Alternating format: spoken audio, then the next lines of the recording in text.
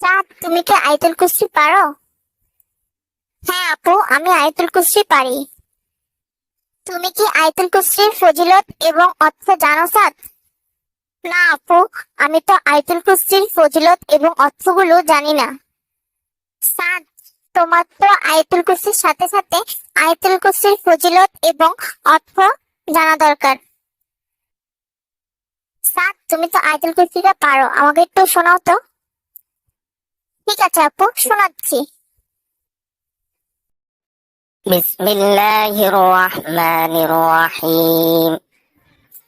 আল্লাহু লা ইলাহা ইল্লা হুয়াল হাইয়ুল কাইয়্যুম লা তা'খুযুহু সিনাতুন ওয়া লা নাওম লাহু মা ফিস সামাওয়াতি ওয়া মা ফিল আরদ মান যাল্লাযী ইয়াশফা'ু ইনদাহু ইল্লা বিইذনিহি يعلم ما بين أيديهم وما خلفهم ولا يحيطون بشيء من علمه إلا بما شاء وسع كرسيه السماوات والأرض ولا يؤود حفظهما وهو العلي العظيم। মাশাআল্লাহ সাদ, অনেক সুন্দর হয়েছে। এবার তুমি আয়াতুল কুরসির ফজিলত এবং অর্থ শিখে নাও। আয়াতুল কুরসির অর্থ হলো আল্লাহ, তিনি ছাড়া কোনো হক ইল্লাহ নেই। তিনি চিরঞ্জীব, সর্বসত্তার ধারক।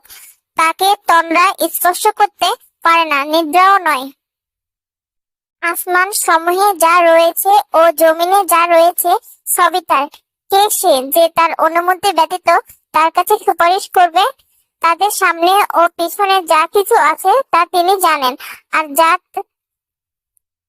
তিনি ইচ্ছা করেন তাছাড়া তার জ্ঞানের কোনো কিছুকেই তার পরিবেষ্টন করতে পারে না। তার কুরসি আসমান সমূহে ও জমিনকে পরিব্যাপ্ত করে আছে, আর সেগুলোকে ধারণ করা তার পক্ষে কঠিন নয়। আর তিনি সুচ্চ সুমহান। এটা হলো আয়াতুল কুরসির অর্থ। আর আয়াতুল কুরসির ফজিলত গুলো হলো, আয়াতুল কুরসি পড়ে ঘর থেকে বের হলে 70,000 ফেরেশতা চারদিক থেকে রক্ষা করে। আবার আয়াতুল কুরসি পড়ে যদি ঘরে প্রবেশ করে তাহলে ওই ঘরে কখনো দারিদ্রতা আসবে না, দারিদ্রতা থেকে মুক্তি পাবে। আয়াতুল কুরসি পড়ে যদি কেউ ঘুমায় তাহলে সারা রাত একজন ফেরেশতা তাকে পাহারা দিবে। ফরজ নামাজের পর আয়াতুল কুরসি পড়লে মৃত্যু বাদে জান্নাতে যাওয়ার জন্য কোনো বাধা থাকে না। ওযু করার পর যদি কেউ আয়াতুল কুরসি পড়ে তাহলে আল্লাহর নিকট 70 গুণ বেশি মর্যাদা পাবে। রাতে ঘুমানোর সময় যদি আয়াতুল কুরসি পড়ে ঘুম যায় তাহলে ওই ঘরে কখনো চোর আসবে না এবং ঘরে আগুন লাগবে না।